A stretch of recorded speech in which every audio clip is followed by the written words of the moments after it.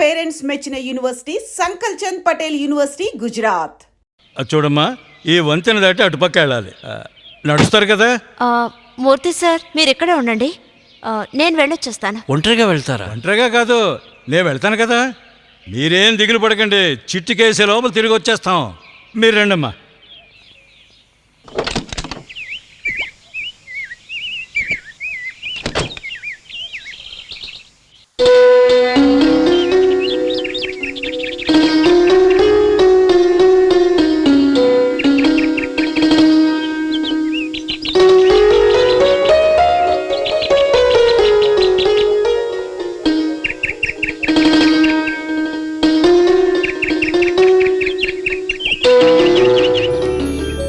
ఇదే ఆయన ఇల్లు.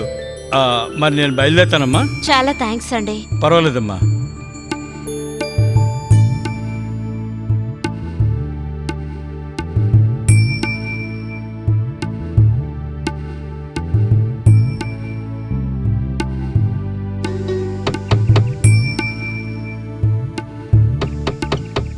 ఇంట్లో ఎవరైనా ఉన్నారా?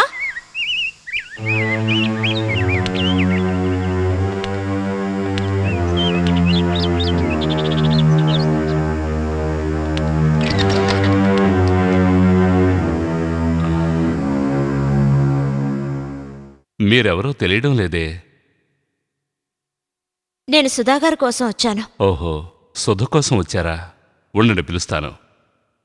సుధా, సుధా, ఇలారా. తనేదో పనిలో ఉన్నట్టుంది. అన్ని పనులు తనే చూసుకోవాలి. నేనుండి ఏ ప్రయోజనం లేదు. పిలిచారా? సుధా, ఈవిడ నిన్ను చూడ్డానికే వచ్చారు. మీరెవరో నాకు తెలియదే. నా పేరు రాణి. రాణా? అవును, రాణి. ప్రొఫెసర్ బాలచంద్ర గారి కూతురు.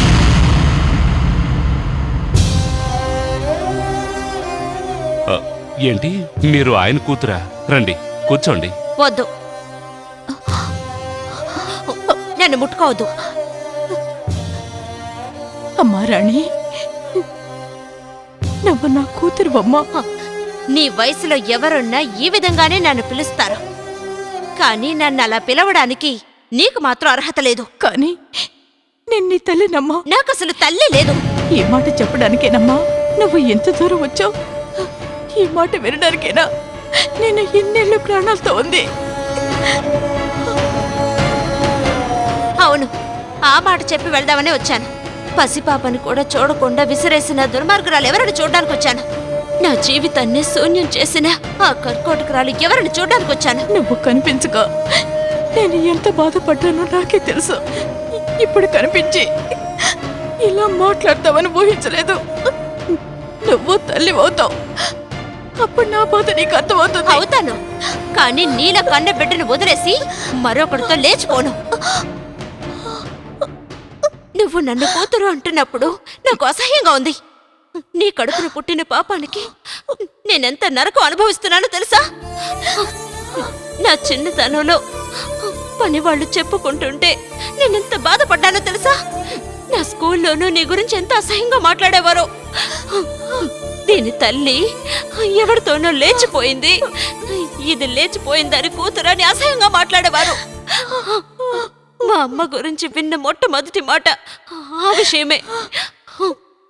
మా అమ్మ గురించి మాట్లాడకండి అని ఎంతో మందితో గొడవ పడేదాన్ని.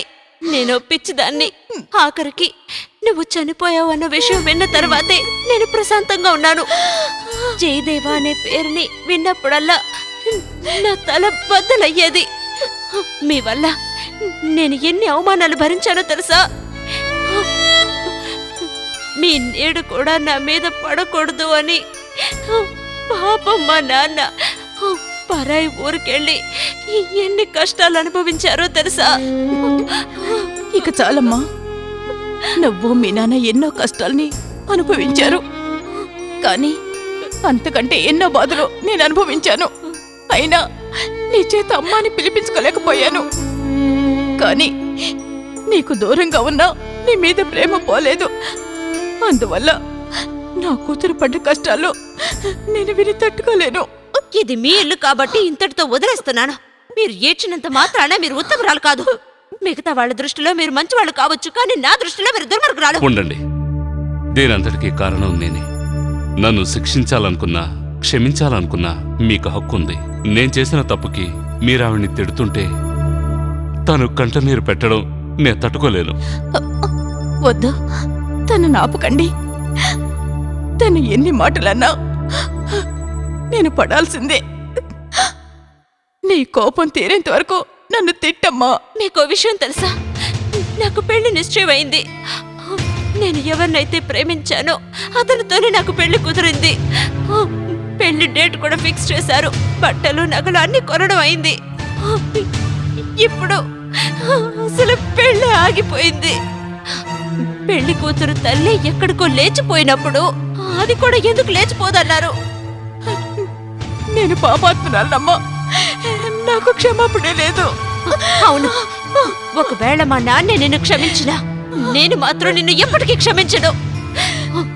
నేను ఇక్కడికి ఎందుకు వచ్చానో తెలుసా? నువ్వు నాకు చేసిన ద్రోహానికి నా జీవితం ఎలా నాశనమైందో నీకు చూపించాలని నేను ఇక్కడికి వచ్చాను. ఈ జన్మకు మీరు బాగుపడరు. నేను వెళ్తున్నాను. అమ్మా వెళ్ళదమ్మా, నా మాట విను. ఒక్క నిమిషం అమ్మా. అమ్మా నా మాట వినమ్మా. అమ్మా భగవంతుడా, అయ్యో భగవంతుడా.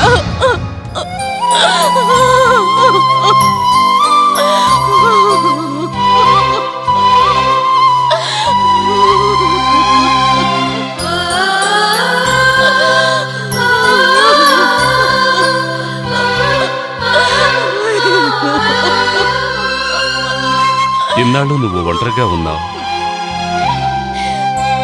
ఇకపై అలా ఉండడం కుదరదు. నీకు ఆయన్ని చూడాలనుంటే చెప్పు, నేను నిన్ను బాలచందర్ ఇంటికి తీసుకెళ్తాను. నా మాట విను. నువ్వు తనతో అలా మాట్లాడుండకూడదు రాణి. ఎంతైనా తను నీ కన్నతల్లి కదా. నిజానికి తను అంత పెద్ద తప్పు ఏమీ చేయలేదు. మీరు కావాలంటే ఆవిడ చేసిన తప్పును మర్చిపోయి క్షమించొచ్చు, కానీ నా వల్ల కాదు. కొన్ని విషయాలు మర్చిపోక తప్పదమ్మా. లేదంటే జీవితంలో మనశ్శాంతి అన్నదే ఉండదు. నువ్వు రాజును కూడా మర్చిపో. ఇప్పుడు నా మనసులో రాజు లేడు నాన్న. అబద్ధం. ఇప్పటికీ నీ మనసులో ఉన్నది రాజు మాత్రమే. నువ్వు అతన్ని ఎంతగా ప్రేమిస్తున్నావో ఇప్పుడే నీకు అర్థమైంది. నమస్కారం అండి. కూర్చోండి. మీరు మళ్ళీ ఇక్కడికి వస్తారని నేను అసలు అనుకోనే లేదు. నేను రాకుండా ఎలా ఉంటాను? బాధపడేది మేమే కదా. ఇప్పుడు ఎందుకు వచ్చారో చెప్పండి. ఫోన్లో మీరు చెప్పిన విషయాన్ని కొంచెం కన్సిడర్ చేస్తే. Sorry, I'm very sorry. ఇక ఆ విషయం గురించి మాట్లాడి ఏం ప్రయోజనం లేదు. మిస్టర్ రాజేంద్ర, మొదట్లోనే ఈ విషయాన్ని నేను మీతో చెబుదాం అనుకున్నాను, కానీ మీ అబ్బాయే చెప్పొద్దు అని ఆపాడు. ఇదే నాకు నచ్చని విషయం. తప్పు చేసింది మీరు, దాన్ని అవతల వాళ్ళ మీదకి నెడుతున్నారు. దయచేసి నేను చెప్పేది వినండి. రాజు దగ్గర నేనే విషయాన్ని దాచలేదు. ఎవరూ చేసిన తప్పుకి నా కూతురు శిక్ష వేయటం మంచిది కాదు. ఇది మరీ బాగుంది సార్. మీ భార్యని ఎవరో అని అంటున్నారు. 3 ముళ్ళ బంధాన్ని చాలా తేలిగ్గా తీసుకుంటున్నారు. తప్పు చేసి వెళ్ళిపోయిన తన మొహం చూడకుండా, అమ్మాని పిలవకుండా నా కూతురు ఎంతో కట్టుబాట్లతో పెంచాను. మీరు కట్టుబాట్లతోనే పెంచుండొచ్చు, అలాగని మీ భార్య కడుపున మీ అమ్మాయి పుట్టలేదు అని అనగలవా? మిస్టర్ రాజేంద్ర, మీ అబ్బాయి మా అమ్మాయిని పెళ్లి చేసుకుంటానని చెప్తే ముందు అడ్డు చెప్పింది నేనే. ఎందుకో మీకు తెలుసా? మీ గత జీవితం గురించి నాకు తెలుసు కాబట్టి. పదవిని డబ్బుని కాపాడుకోవడం కోసం మీరు చేసిన హీనమైన పనులు మొత్తం నాకు తెలుసు. మీ భార్య ప్రమాదంలో చనిపోయిందని మీరు నాతో చెప్పారు, కానీ ఆవిడ హత్య చేయబడిందని, మీ పలుకుబడితో దాన్ని ప్రమాదంగా మార్చారని ఊరంతా చెప్పుకుంటున్నారు. కానీ పిల్లల మనసు బాధ పెట్టకూడదని దాని గురించి నేను పట్టించుకోలేదు. Very good. నా గురించి చాలా విషయాలు తెలుసుకున్నారు మీరు. మీ అమ్మాయికి పెళ్లి చేయడానికి ఎలాంటి త్యాగాన్నైనా చేయడానికి సిద్ధంగా ఉన్నారు కదూ?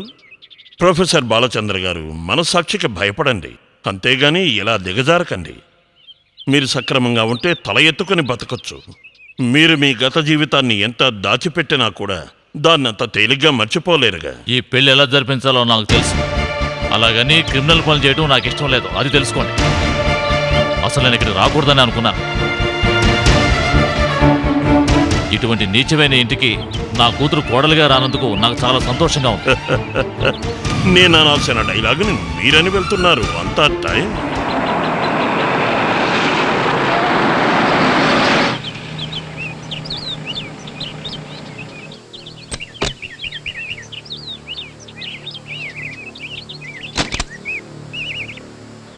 రాణి వచ్చిందా? లోపల ఉన్నారండి.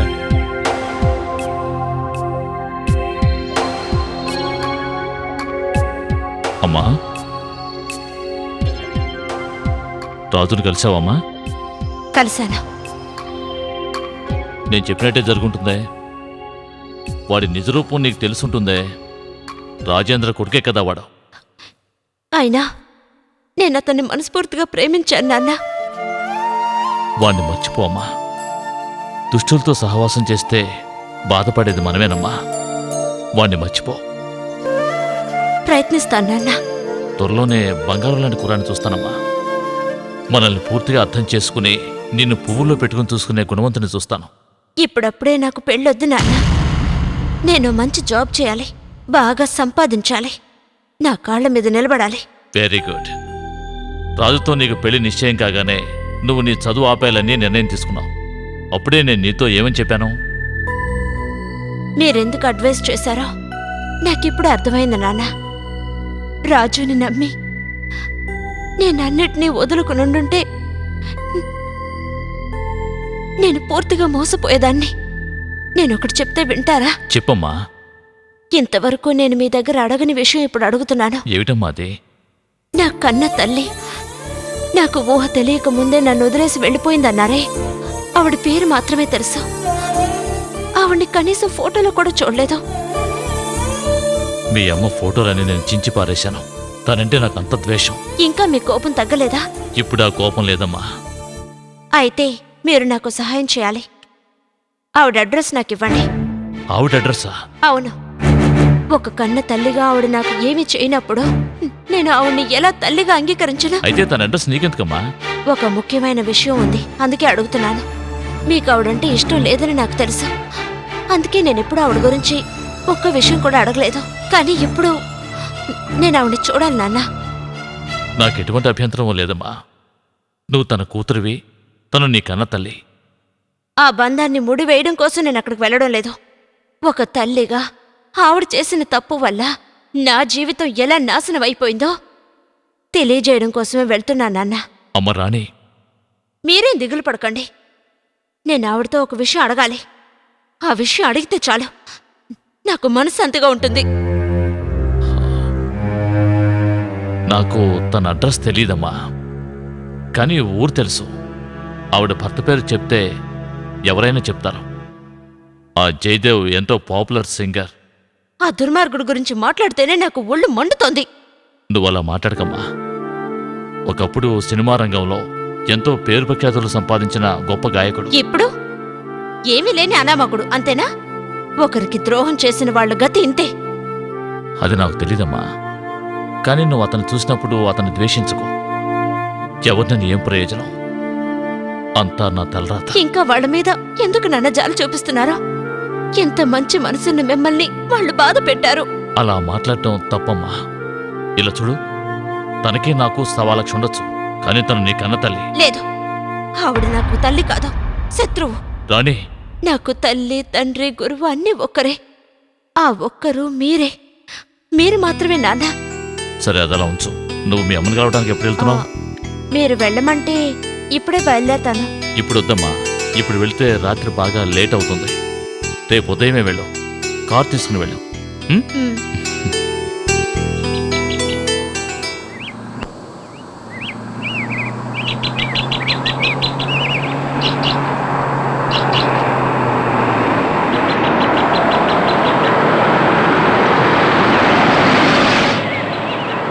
మీరు చెప్పిన ఊరు ఇదేనమ్మా. ఎవరి దగ్గరైనా అడ్రస్ కనుక్కోండి.